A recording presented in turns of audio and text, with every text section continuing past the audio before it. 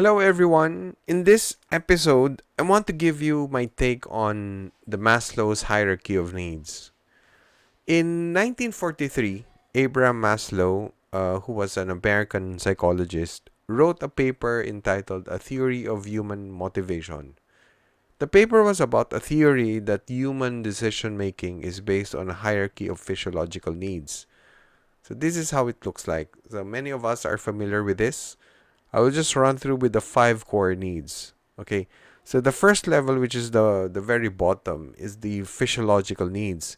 So this includes food, water, sleep, clothing, shelter, our overall health and sex. So Maslow pointed out that these basic physiological needs must be addressed before we move on to the next level of fulfillment. The next level of fulfillment, the next level of need is safety. So this is our need to be protected from violence and theft, our emotional stability and well-being.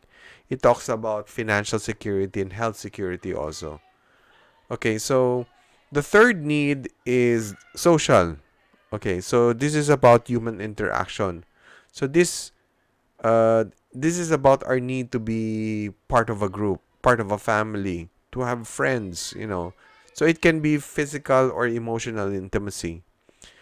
The need to belong to social groups, associations, clubs. This explains why social media like Facebook and other apps are so big because this facilitates this need.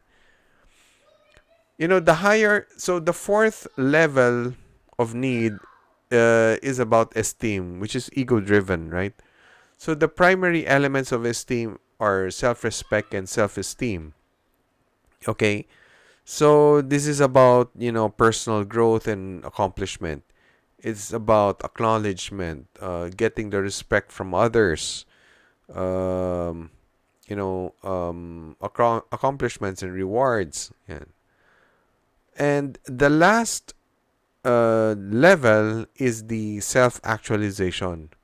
So this describes the fulfillment of our full potential as a person. Sometimes this is about education. So if you're gunning for a PhD level degree, that's self-actualization. For self-development, for example, if you're a finance person, you want to become a CFO of a particular of a huge company. That is self-actualization or refining your talents. Okay, traveling to new places. Okay, so on and so forth. Um, Maslow proceeded to refer to self-actualization as a growth need, while other levels of needs, he defined it as deficiency needs. Why deficiency needs? He mentioned that if a person fails to meet these needs, he will experience unpleasant results like loneliness and self-doubt. So this is my interpretation. As Maslow himself suggested, the different levels of needs should be addressed sequentially. Uh, Maybe that's why after you know addressing our survival, our physiological needs, we gun for a lot of people would invest on buying a house, to provide shelter to their family. Um, and you will understand why, right?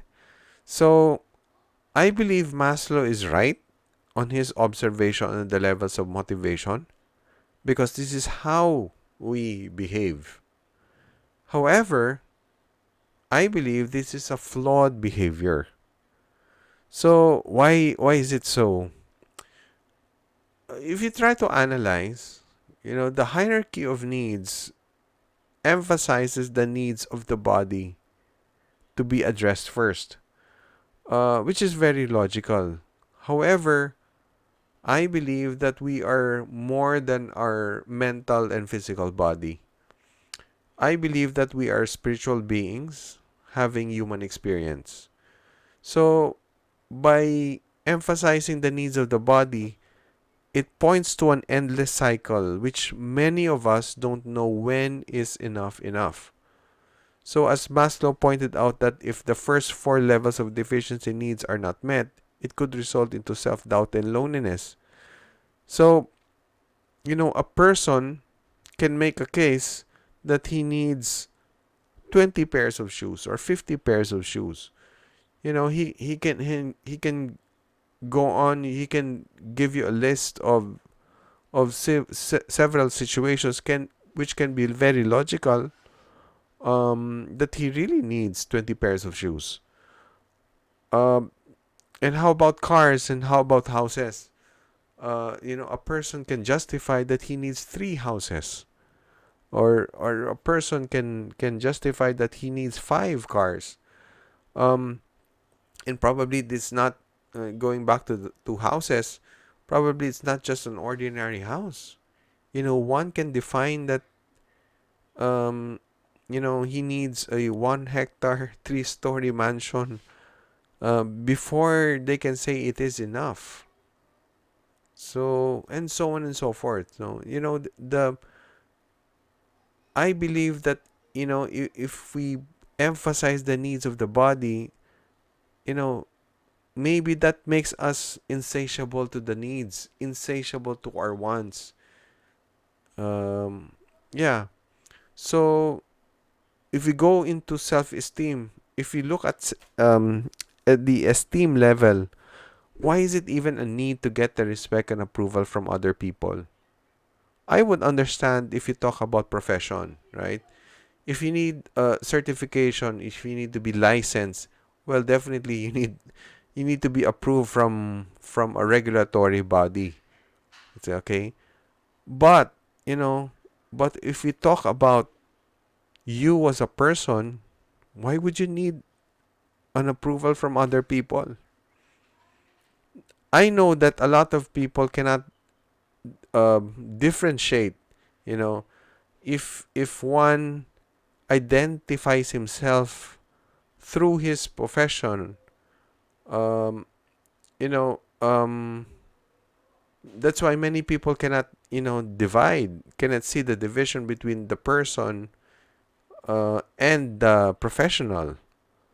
So, my point here is, after working your butt off in acquiring and addressing all your needs, what if people will not give you the respect and approval? Will your self-esteem crumble because of that? I mean, no wonder people have so much hang-ups and disappointments and frustrations. We always look for what is lacking. That is why we feel incomplete. If we do have, remember, we do not have any control on the reactions of others. So why would you depend on your esteem on that? So so this is my proposal. This is my proposal. I would like to propose that every human being should make it a goal to achieve self-actualization in the first 20 years of his life. So, another proposal is that one should never get married if he hasn't achieved self-actualization. So the rationale of my proposal is that, you know because self-actualization makes you live life inside out. It makes you see that you are already complete and validated as a person to begin with. So so it stabilizes you as a person. That very core in you, if that is stabilized in the first place, then you become a much secure person. So you will realize that you don't really need anything material or any accomplishment to be validated as a person.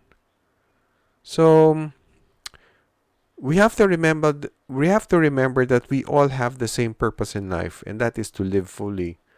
To live fully is to grow in all areas. So by channeling your focus on self-actualization first, the highlight is in the living, not what you have acquired. So I believe with all my heart that the key is achieving that stability in you at the core. If you know who you are and you understand this while you are young, you will see and appreciate life with so much reverence. Thank you for watching.